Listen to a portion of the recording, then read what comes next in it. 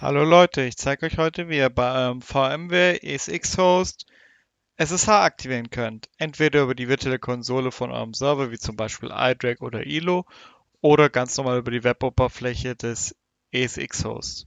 Und dann testen wir auch noch, ob die Verbindung auch wirklich funktioniert. Wir fangen an.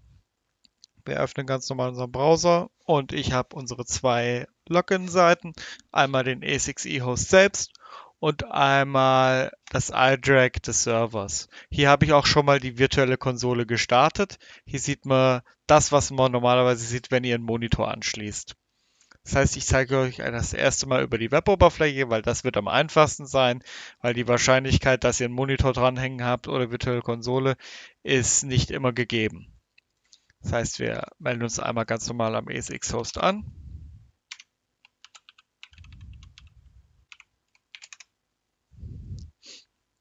Dann haben wir hier Verwalten und hier haben wir auch schon die Dienste offen. Normalerweise zeigt es hier an, System, das heißt, ihr geht dann auf Dienste und habt ihr dann zwei Sachen. Und zwar einmal SSH und ESXi Shell.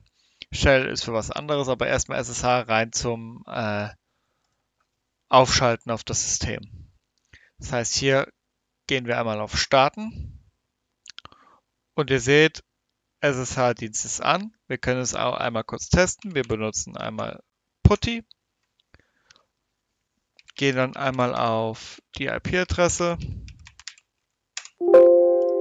dann einmal auf Yes und jetzt können wir uns schon anmelden. Das heißt, hier können wir uns einmal anmelden. Das heißt, wir würden uns jetzt einmal wieder trennen, würden einmal den Dienst wieder beenden. Und jetzt machen wir es noch einmal mit der virtuellen Konsole. Das läuft entweder so, ihr habt einen Monitor dran oder die virtuelle Konsole, eins von beiden. Und dann geht ihr einfach auf F2, kommt die gleiche Maske, also beziehungsweise auch die Root-Maske, gebt wieder euer Root-Kennwort ein, geht auf Enter. Dann dauert es ein bisschen. Und dann haben wir hier Troubleshooting Options.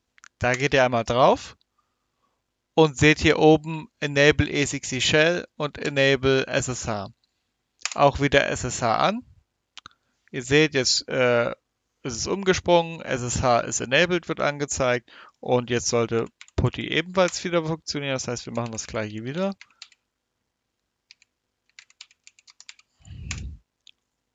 Perfekt. Das heißt, wir machen wieder OT. Und er ist angemeldet.